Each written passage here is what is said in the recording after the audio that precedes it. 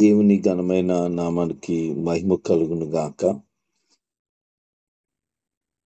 ఇది నా ధ్యానం కొరకు సామెతల గ్రంథం 9వ అధ్యాయం. ఈ 9వ అధ్యాయంలో 2 ప్రాముఖ్యమైన సంగతులను తెలియచేయడం జరిగింది. ఈ మాటలన్నీ ఎవరు చెప్తున్నారనంటే దావీదు తన కుమారుడైన సొలొమోనుకి చెప్తూ ఉన్న మాటలు ఇవి.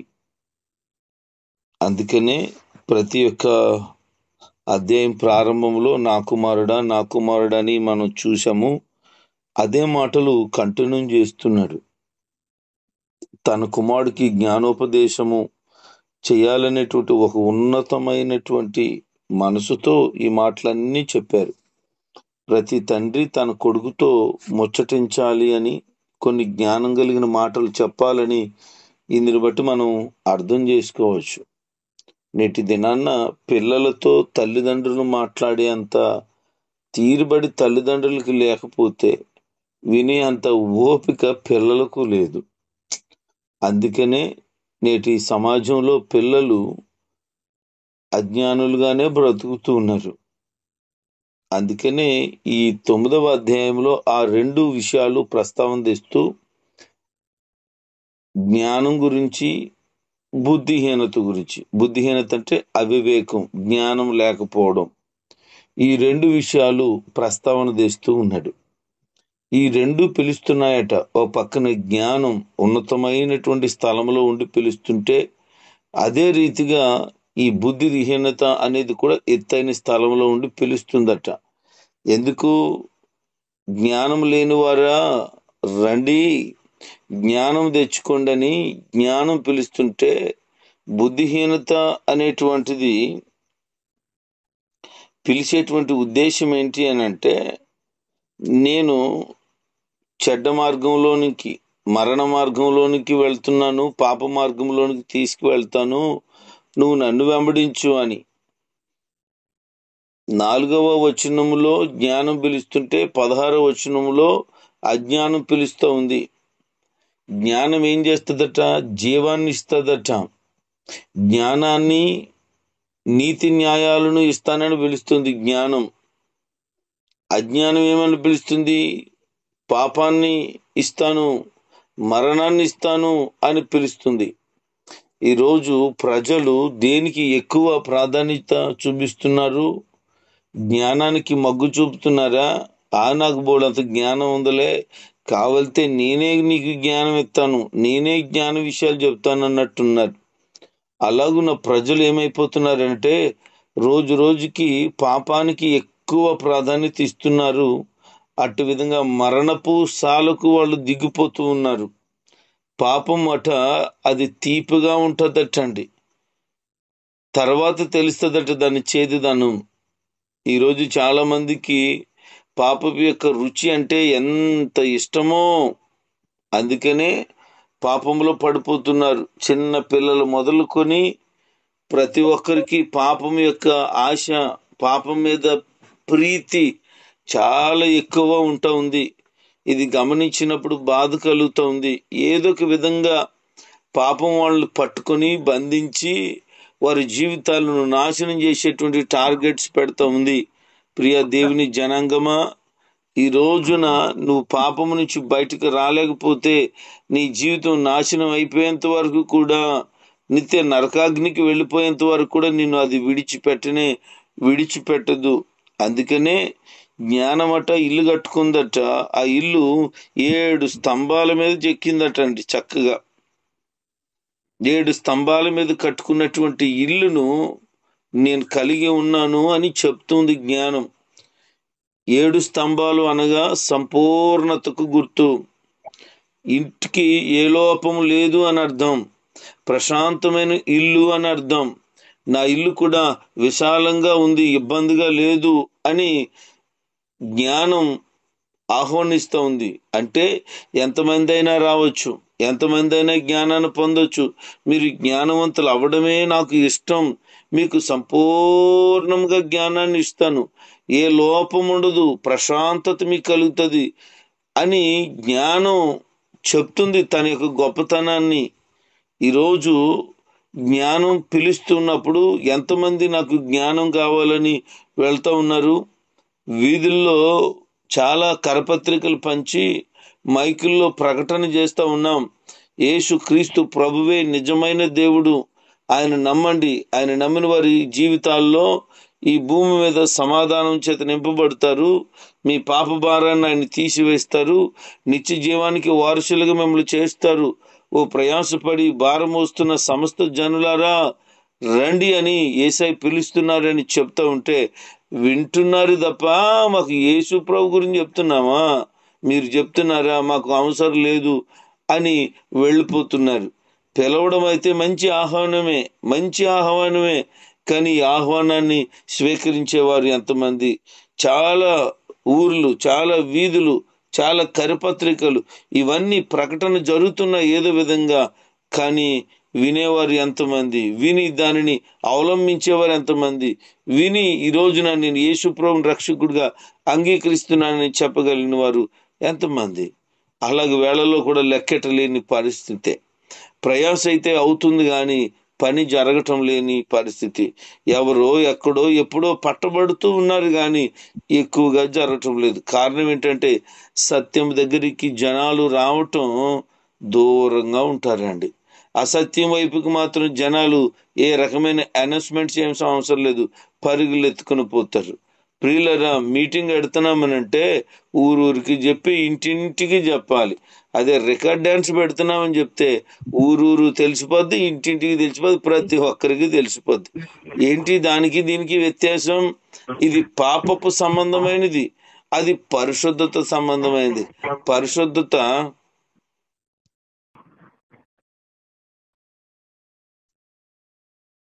పరిశుద్ధత కొరకు ప్రజలకి ఆరాటం లేదు. నేను పరిశుద్ధంగా బ్రతకాలి, చెడును పాపాన్ని అసహించుకొని బ్రతకాలి అనేటువంటి తాపత్రయం ప్రజల్లో కనపడకపోవడం విచారం. బుద్ధిహీనత కూడా ఇల్లు కట్టుకుందట. ఆ ఇల్లు ఎలాంటిదంటే సామాన్యమైనది, దానిలో పరిపూర్ణత ఏమి లేదు, అది ఎప్పటికీ పరిపూర్ణత కనిపించదు. పైగా ఇరుకుగా ఉంది అని చెప్తుంది. అంటే తన ఇంటిలో ఉండడానికి కుదరక అది ఇంటి వాకిట ఉంటుందట. అంటే ఇల్లు ఎలాగుందనంటే ఉండటానికి సరిపోలేని ఇల్లు, ఒక సామాన్యమైన ఇల్లు. అజ్ఞానం కలిగిన వారి దగ్గర ఏముంటది? జ్ఞానం కలిగిన వారి దగ్గర కదా సమస్తమును ఉంటది. అందుకనే ఓ జ్ఞానము లేని వారిలారా రండి, జ్ఞానాన్ని నేర్చుకోండి అని వాక్యము సెలవిస్తూ ఉంది. సామెతలు 1:20లోను 8వ అధ్యాయం 1-3 వచనాలు చదివితే అక్కడ కూడా జ్ఞానం కేకలేసి పిలుస్తుంది. ఓ జ్ఞానం లేని వారు రండి, నేను మీకు జ్ఞానాన్ని దయచేస్తాను అని కేకలేస్తూ ఉంది. సత్యం వీధులలో కేకలేస్తూ ఉంటే అసత్యం కూడా కేకలేస్తుంటే జనాలు అసత్యం వైపుకి వెళ్ళిపోతున్నారు కానీ సత్యం వైపుకి రాలేకపోతున్నారు. ఒక దైవజనుడు చెప్పాడు, భారతదేశపు జెండా ఒక చిన్న ఫ్లాగ్ ఒక పక్కన పెట్టి దాని పక్కనే పరసు పెట్టారట రోడ్డు మీద. ఈ రెండిట్లో ఎవరు తీసుకుంటారు వెళ్ళేవాళ్ళు అని గమనిస్తే ఎక్కువ మంది పరసు తీసుకునేవాళ్ళట. ఎవరో ఒక అబ్బాయి మాత్రమే ఆ ఇండియన్ ఫ్లాగ్, ఆ జెండా తీసేది తప్ప మిగతా వారందరూ కూడా పరస తీశారు. నిజమే, ప్రజలకు ఏం కావాలి? భారతదేశపు జెండా ఎందుకు? దాంతో పనే ఉంది. పర్సు ఉంటే పర్సులో డబ్బులు ఉంటాయి, ఆ డబ్బుల వల్ల ఉపయోగం అంటే దేశం మీద ప్రేమ ఉందా లేకపోతే ధనం మీద ప్రేమ ఉందా అని చిన్న టెస్ట్ పెట్టడానికి ఆ ప్రయత్నం చేస్తే, ప్రాంక్ వీడియో చేస్తే చాలా మంది ఇలా దొరికిపోయారు. ఈ రోజున పరిశుద్ధత పక్కన పెట్టి పాపం ఒక పక్కన పెట్టి పరిశుద్ధత కలిగి ఉండాలంటే ఇలాంటి క్వాలిఫికేషన్స్ ఉండాలి. కనుక జాగ్రత్తగా మాట్లాడాలి, నీ చూపులు బాగోవాలి, నీ నడవడిక బాగోవాలి, నీ ప్రవర్తన బాగోవాలి. ఇలాగా ఓ పక్కన పెట్టి పాపం అనేది రాసి నీకు ఇష్టానుసారంగా జీవించు, ఎవరితో పోతావు పో, మోసం చేస్తావా, అన్యాయం చేస్తావా, దుర్మార్గం చేస్తావా, నీ ఇష్టం, ఫ్రీడమ్ అని పెడితే ఖచ్చితంగా కూడా మనం ఊహించిన అవసరం లేదు, ఆ పాప మార్గంలోనే ప్రజలు పయనిస్తారు. అందుకే జీవ మరణం 2 మార్గాలు మీ ఎదుట పెట్టానని చెప్పారు ప్రభు. అయితే జీవ మార్గానికి వెళ్ళేవారు కొందరట. అది ఎలా ఉందనంటే ఇరుకుగా ఉంది. అందుకే ఇరుకు ద్వారమున ప్రవేశించటానికి పోరాడండి. చాలా కష్టమే. ఎందుకనంటే నీతిగా, భక్తిగా, యథార్థంగా బ్రతకడం చాలా కష్టమే. పరిశుద్ధమైన జీవితాన్ని జీవించడం కష్టమే. అందులో కొద్దిమంది వెళ్తున్నారట. విశాలమైన మార్గంలో, అంటే వారికి ఇష్టం వచ్చిన మార్గంలో ఎక్కువ మంది వెళ్ళిపోతున్నారు. ఈరోజు దేవుని ప్రజలారా గమనించండి, నువ్వు ఏ మార్గంలో వెళ్తున్నావు. ఇరుకు మార్గం అయినా, కష్టంగా ఉన్నా, అది ఇబ్బందికరంగా ఉన్నా అందులోనే ప్రయాణం చేయి, అందులోనే నడుచుకో, అలాగే జీవించు. ఎందుకనంటే ఇది నిత్య జీవానికి తీసుకువెళ్తుంది. పాప మార్గము నిత్య నరకాగ్నికి తీసుకుని వెళ్తుంది.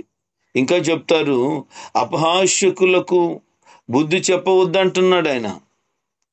తన కుమారుడితో తండ్రి చెప్తున్న మాట, అపహాస్యం చేసే వాళ్ళకి బుద్ధి చెప్పొద్దు. ఎందుకు అంటే వాళ్ళ దగ్గర జ్ఞానం లేదు. వాళ్ళు జ్ఞానం కావాలని అనుకోరు. వాళ్ళు పైగా ఎటకారం చేసేవాళ్ళు, అపహాస్యం చేసేవాళ్ళు, హేళన చేసేవాళ్ళు కనుక చెబితే నిన్ను కూడా వాళ్ళు హేళన చేస్తారు.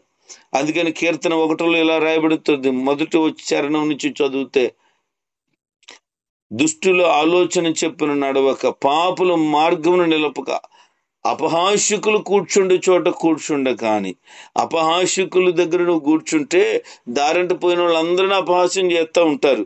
మంచోడా చెడ్డోడా కాదు, వీళ్ళకి వాళ్ళ మీద కామెంట్ చేయడమే ఇష్టం. అందుకనే అలాంటి వాళ్ళకి నువ్వేమన్నా బుద్ధి విషయాలు బుద్ధి చెప్తే వాళ్ళకి ఎక్కదండి. వాడికి బుద్ధి రావాలనంటే తగిన స్థితి, తగిన పరిస్థితి రావాలి. లేకపోతే ఖచ్చితంగా నిన్ను ఎటకారం చేస్తా, చెప్పేవాళ్ళే జ్ఞానం కావాలని, మాకే బోళ్ళంత జ్ఞానం ఉంది, తీసుకో అంటారు వాళ్ళు. నీకు తెలిసిలే పెద్ద, మా దగ్గర ఉన్నాయి సొత్తుల బోళ్ళని ఉన్నాయి అని చెప్తారు. ఎందుకంటే వాళ్ళు అపహాస్యం చేయడమే వాళ్ళకి ఇష్టం. ఓ రోజు ఒక అతను దారింట వెళ్తుండగా ఒక అతను కనిపించాడట. అతను ప్రశాంతంగా కూర్చొని కాలు మీద కాలు వేసుకొని ఉన్నాడట. అతని దగ్గరికి వెళ్ళి ఇలా చెప్తున్నాడు, నీ జీవితంలో ప్రశాంతత కావాలని అంటే డబ్బు సంపాదించు అన్నాడట. ఓకే, డబ్బు సంపాదిస్తే ఏమవుతుంది అన్నాడు. నువ్వు కావలసినటువంటి ఇల్లు కట్టుకోవచ్చు. ఓకే, ఇల్లు కట్టుకున్న తర్వాత ఏం చేయొచ్చు? పెళ్లి చేసుకోవచ్చు. తర్వాత ఇంకేం చేయొచ్చు? పిల్లలను కనొచ్చు. ఓకే, తర్వాత ఏం చేయొచ్చు? నీకు కావలసినవన్నీ సమకూర్చుకోవచ్చు. ఓకే, తర్వాత ఏం చేయొచ్చు? తర్వాత నీకు ఏది లోటు లేదని చక్కగా ఉండొచ్చు. అలాగున డబ్బు సంపాదించు అని చెప్పాడట. సరే, ఈ తర్వాత ఏమవుతుంది చివరికనంటే ఏం లేదు, చాలా ప్రశాంతంగా ఉంటావు, డబ్బు ఉంటుంది కనుక నీకు ఏ లోటుపాట్లు ఉండదు, ఆరోగ్యం ఉంటుంది, అన్నీ ఉంటాయి. కాబట్టి చివరికి ప్రశాంతంగా కాలు మీద కాలు వేసుకుని కూర్చొని హాయిగా ఉండొచ్చు అని చెప్పాడట. ఇప్పుడు నా వైపు చూడన్నాడంట. అప్పుడు హాయిగా అలాగే కూర్చున్నాడు అతను. ప్రశాంతంగా కూర్చొని కాలు మీద కాలు వేసుకుని ఇలా కాలు ఊపుతున్నాడు. మరి ఇప్పుడు నేను చేస్తున్న పని ఏంటి? ఇప్పుడు డబ్బు సంపాదించాలంటే ఇప్పుడున్న ప్రశాంతతను కోల్పోవాలి. కాబట్టి ప్రశాంతతను కోల్పోయి డబ్బు సంపాదనలో పడిపోయి నా జీవితాన్ని చిన్న భిన్నం చేసేసుకున్న దానికంటే కలిగిన వాటితో తృప్తిగా ఉండి ఇలాంటి ప్రశాంతత కలిగి ఉండడమే నాకు మంచిది అని నేను భావిస్తున్నాను, చెప్పొచ్చోలే పో అన్నాడట. అంటే ఈరోజు ప్రజలు ఎలా ఉన్నారంటే ఏదైనా సంపాదించు, ఏదైనా చెయ్యి అని అంటే అవసరం లేదు. చివరికి ఏం చేయాలి? ఏం చేస్తావేంటి? ప్రశాంతంగా ఉండొచ్చు, అది ఇప్పుడు నేను కలిగి ఉన్నాను కదా అన్నట్టున్నారు. అంటే ఎదుటి వాళ్ళు చెప్పేటువంటి మంచి కానీ, ఎదుటి వాళ్ళు చెప్పే మేలు కానీ జనాలకి ఇష్టమవటం లేదు. చెప్పితే వినాలనే ఆశ, ఆలోచన, ప్రయత్నం కూడా లేకపోవడం నిజంగా విచారకరం ప్రియులారా. ఈ రోజున నీకు జ్ఞానం కావాలంటే దేవుని పట్ల భయం, భక్తి కలిగి ఉండాలి. జ్ఞానం నీకు కావాలంటే దేవుని పట్ల భయము, భక్తి కలిగి ఉండాలని భక్తుడు చెప్తున్నాడు. ఎందుకంటే జ్ఞానానికి మూలాధారం దేవుడే. ఎవరైతే భయభక్తులు కలిగి ఉంటారో వారిలో తప్పకుండా జ్ఞానాన్ని సొంతం చేసుకోగలుగుతారు. వారిలో జ్ఞానం నివాసం ఉండటానికి ఇష్టపడుతుంది. వివేచన నీకు కావాలి అనంటే పవిత్రుడైన దేవుని తెలుసుకోవాలి. దేవుని గురించిన అన్వేషణ నువ్వు చేస్తే వివేకం కలిగిన వ్యక్తిగా ఉంటావు. దైవజనులు ఆర్ఆర్కే మూర్తి గారు బైబిల్లో తప్పులను వెతకటానికి చదవడం ప్రారంభించాడట. ప్రారంభిస్తే బైబిల్లో తప్పులు వెతుకుదామని చదవడం ప్రారంభించిన ఆయనకి తనలో ఉన్న తప్పులు కనబడడం ప్రారంభించాయట. ఆ దైవజనులు అంటారు, నేను తప్పులు వెతకటానికని బైబిల్ చదవడం ప్రారంభిస్తే నా తప్పులు వెతికింది. నేను తప్పుడోనని అర్థమైంది, పాపినని అర్థమైంది. పశ్చాత్తాపడ్డాను, క్రీస్తుకి దాసుడిగా మారిపోయానని. ఎన్నో గ్రంథాలు చదివిన ఆయన ఎంతో జ్ఞానం కలిగిన వ్యక్తి, ఎన్నో పూజలు పునస్కారాలు చేసిన వ్యక్తి, సత్యాన్ని తెలుసుకోవటానికి ప్రయత్నం చేయగా దేవుడు ఖచ్చితంగా అతనికి తారసపడ్డాడు. జీవితకాలం అంతా కూడా ఆయన దేవుని సేవలో తరించాడు. బిళ్ళరా, ఈ ఉదయమందు ప్రభు ప్రసన్నత మీకు సొంతం అవ్వాలని ఆశపడుతున్నాను. అయితే దేవుణ్ణి తెలుసుకోవడానికి ప్రయత్నం చేయి. ఈ భూ సంబంధమైన వాటిని ఎంత తెలుసుకున్నా ఏమీ నీకు ఒరిగేది ఉండదు. కానీ దేవుడి గురించి తెలుసుకోగలిగితే, ఇంకా ఇంకా ఎక్కువ నేర్చుకోవడానికి ప్రయత్నం చేయగలిగితే అనేకమైన విలువైన సొత్తులు నీ సొంతమైతే అని చెప్తున్నాడు. ఎంత తెలుసుకున్నా దేవుని గురించి ఇంకా తెలుసుకోగలుగుతావు, ఆయన కార్యాలు ఇంకా తెలుసుకుంటూనే ఉంటావు. అందుకే ఆసక్తి భరితమైనటువంటి విధానంలో నువ్వు వెళ్ళిపోతావు. నీ హృదయాన్ని దేవునికి అప్పగించి ఈ రోజు నుంచి మరింతగా దేవుని గురించి తెలుసుకోవటానికి ప్రయత్నం చేయి.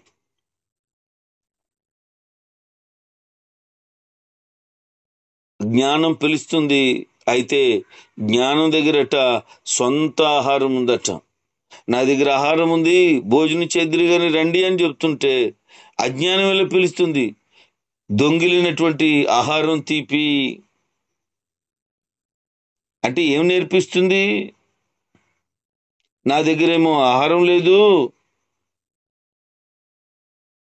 చాటును తినే భోజనమే తీపిగా ఉంటుంది, దొంగతనం చేసే తెచ్చుకోవాలి అని చెడును నేర్పిస్తూ ఉంది అజ్ఞానం.